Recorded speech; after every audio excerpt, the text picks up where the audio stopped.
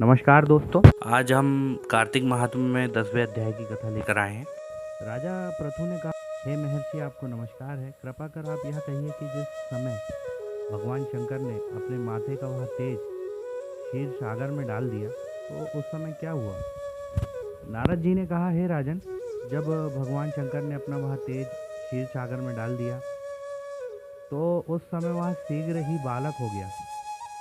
गंगा सागर के संगम पर बैठकर संसार को भय देने वाला, रुदन करने वाला वह बालक, उसके रुदन से समस्त संसार व्याकुल उठा। लोकपालों के मन में व्याकुलता हुई, चराचर चलायमान हो गया। शंकर शुभन के रुदन से ब्रह्मांड व्याकुल हो गया। समस्त देवता और ऋषि मुनि व्याकुल होकर लोक पितामह श्री ब्रह्मा जी की शरण में गए। सबने मिलकर श्री ब्रह्मा जी को प्रणाम किया और स्तुति की।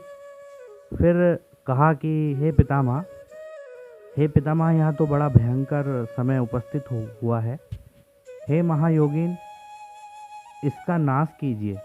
तब देवताओं की ऐसी प्रार्थना सुनकर ब्रह्मा जी सत्य लोक से उतरकर उस बालक को देखने के लिए समुद्र तट पर आए। समुद्र ने ब्रह्मा जी को आता देखकर प्रणाम किया और उस बालक को उठाकर उनकी गोद में दे दिया। तब विस्मित होकर श्री ब्रह्मा जी ने पूछा, हे सागर, तुम शीघ्र कहो कि यह बालक किसका है।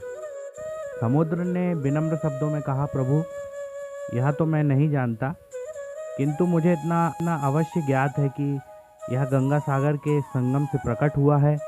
अतएव हे जगत गुरु, आप इस बालक का जात कर्म आदि संस्कार कीजिए, इसका जातक फल बताइए। नारद जी कहते हैं कि इधर तो सागर ब्रह्मा जी को गले में डालकर बार बार उनका आकर्षण कर रहा था।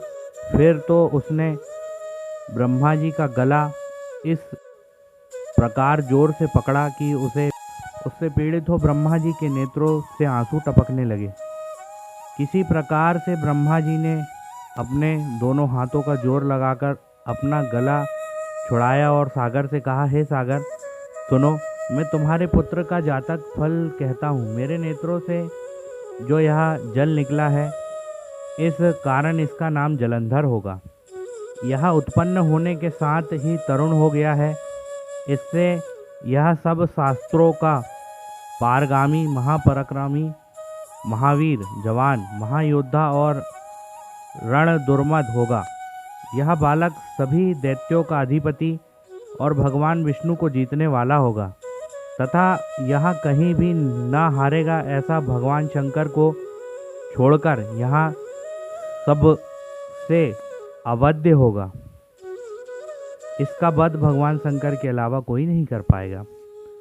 जहाँ से उत्पन्न हुआ है फिर वहीं जाएगा। इसकी स्त्री बड़ी पवित्र, पतिव्रता, सौभाग्यशालिनी, सर्वांग सुंदरी और परम मनोहर, मितभाषिणी और शीलवान होगी। नारद जी कहते हैं, हे राजन,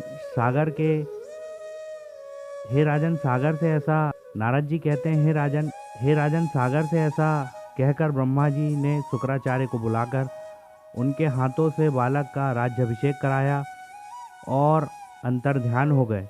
फिर तो बालक को देखकर सागर बड़ा ही प्रसन्न हुआ और घर आ गया। कितने ही उपाय से उसका पालन कर उसको पुष्ट किया। फिर कालनेम नामक असुर को बुलाकर उसका वृंदा नाम की कन्या से सविधि विवाह करवा दिया। उस विवाह से बड़ा उत्सव हुआ।